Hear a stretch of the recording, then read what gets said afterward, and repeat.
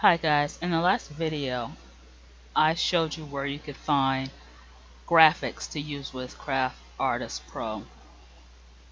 In the next few videos I make, I want to show you how you can make your own graphics, either by using items that you've purchased or items that you have made within the software itself.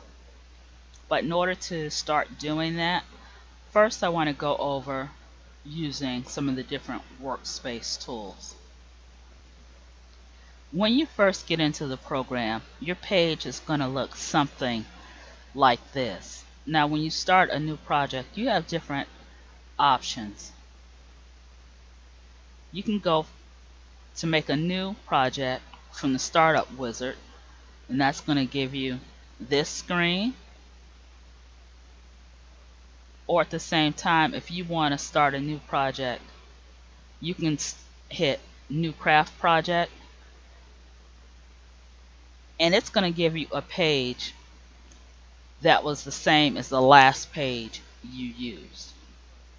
In effort to keep this video shorter and to lead into the next set of videos on backgrounds and materials, I will be skipping over some things, but always feel free to ask me any questions.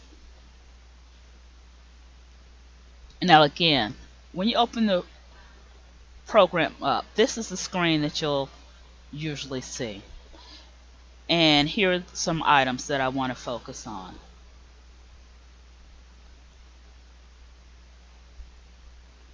Shapes. Now the program comes with a lot of preset shapes, and once you start working with these shapes, you'll see that they have different options, different sliders. Like this one, you can adjust your corners on the square. You can also do it by the up and down keys. You have the option as to the type of line you use and to the thickness of the line. Now line options can also be changed over on this side of the screen.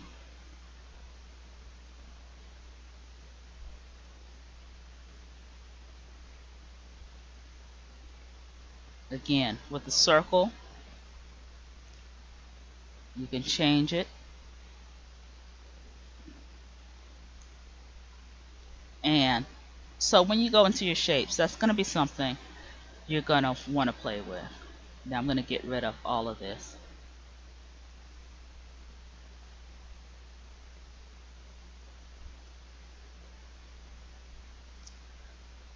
Now your color screen, this is something that I use a lot, and this is your basic color palette. It's called the document palette, and this is what's going to come up whenever you open the program up. But here where it says more, you have the option of selecting other palettes.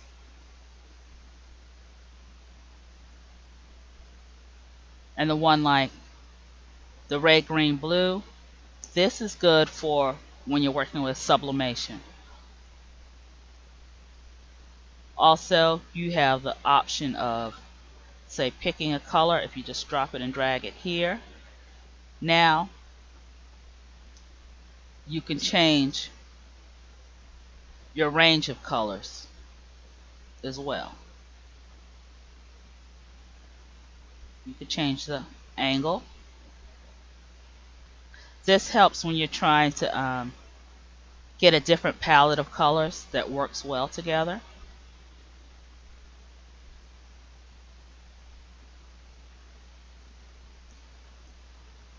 Now we've done color, we've done line.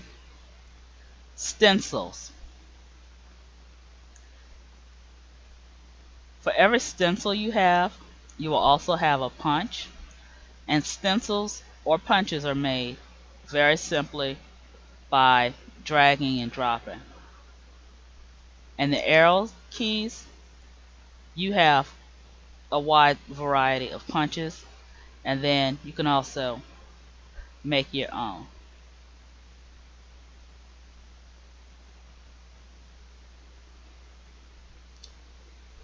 Slide it over there. I have a stencil, a punch, and then there's my stencil. Don't want them, just click and you get rid of them. Get rid of one, you get rid of the other. The next key thing is your layers. Now, the arrows, if you pull the arrows down, that'll show you what layers you have. And that's going to be one thing you want to keep in mind when you're designing your backgrounds and materials.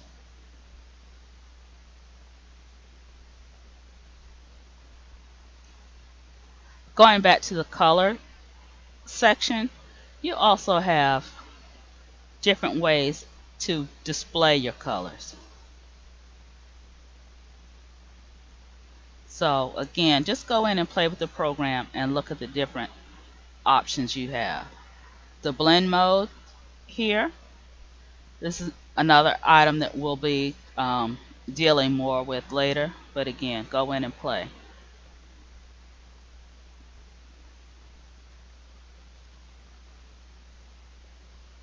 These arrows on the end, you can collapse or expand.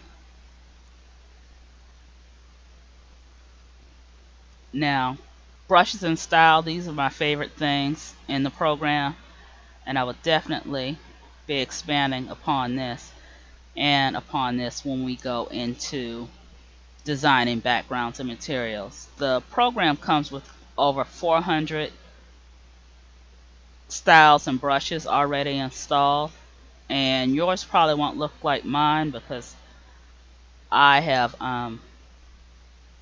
made a lot of styles. And just give you an idea of what styles do is they will apply an effect to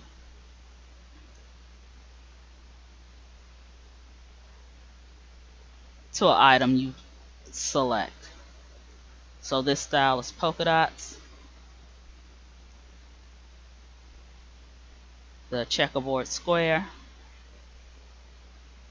And again, I'll be using these styles also in making materials and backgrounds.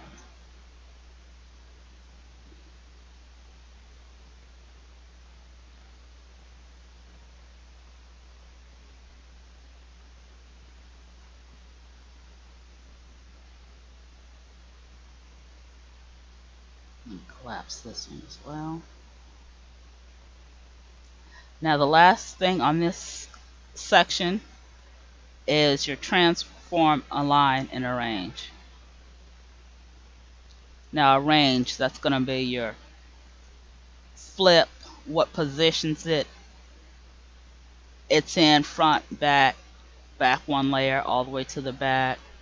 Your merging, a lot of these things are grayed out now, but they come into play when you have multiple objects on a page.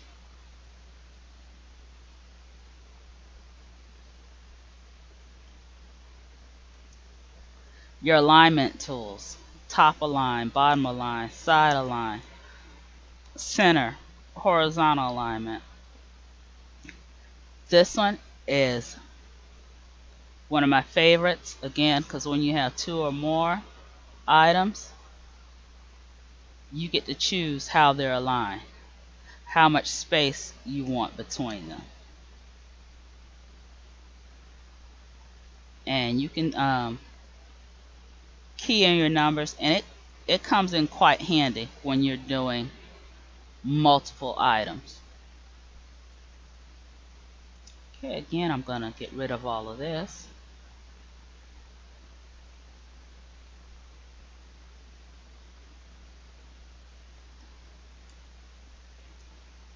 On this side, we have the items that are going to make up your Digi-Kits. So, or the items that you're going to use in your designing, your photos, embellishment, backgrounds. And I'm going to show you what a Digikit is,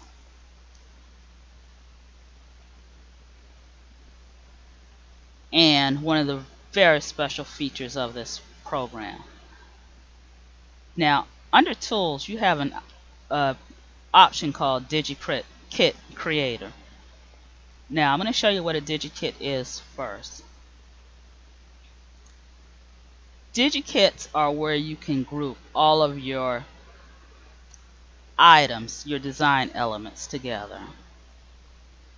This one is from a purchased scrapbook kit, but I have everything here. I have my little embellishments, I have backgrounds, materials, frames, and it's just a simple matter of a click to add different items to a page. So you'll have everything right there as you're ready to work. What's also nice about this Digikit is they're searchable. And also, if you tag your Digikits as you go along, which I don't, you'll be able to find specific things. Like this is animals. If you want love, that's going to bring up all the love theme Digikits. And it also allows you to browse by item. So if I want everything that's related to a baby boy, here's my boy embellishments, boy themed backgrounds, frames, and so on. And the Digikits are made up of several items. You have embellishments, backgrounds, frames, materials. Backgrounds go into the furthest layer on your project. They're usually 12 by 12. Materials are usually 6 by 6. And a lot of times your backgrounds and your materials will be the same if that's the way you choose to do it.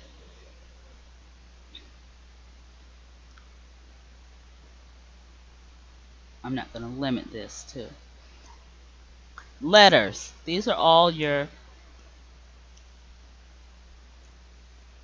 different monograms that you could use, different fonts that come in like as a graphic in the program. And I'll be showing you how to make your own letters to add to your Digikit, and you could even set this up where you use your own handwriting. And what's nice about this is, again, it'll put the letters directly into your kit. Layouts are templates. They're already pre-designed, so you can just go in here, pick something, and then switch it out as you like. Brushes are going to allow you to paint or affect the edges of what you produce. And you're able to make your own brushes, which I tend to do a lot of. Then you also have your color swatches. So this way you could add particular colors right into your palette if that's what you wish to do.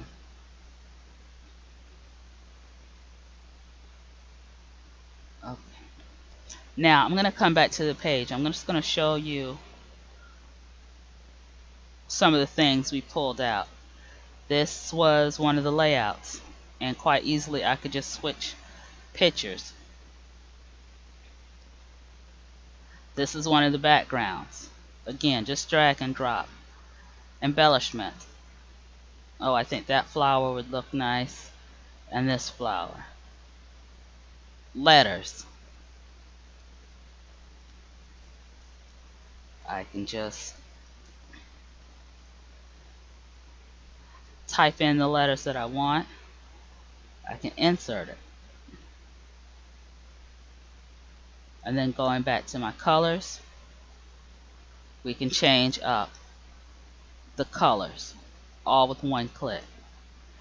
And those colors that we picked out from the swatches, here they are here.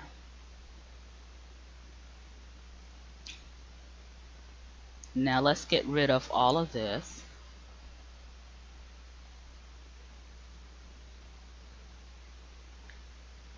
And I'm going to come back and I'm going to dive into making backgrounds using shapes and fonts. I'll also show you how to make backgrounds using your photos and backgrounds using papers or different elements that you've purchased. And if you had watched the other video that I posted when I showed you where to find graphics, you'll know that I was rather excited about this particular set of papers, and I did go back and make that purchase. So I'm going to show you how to do a lot of fun stuff with this one. Okay, so thank you, and please come back and check out the next video.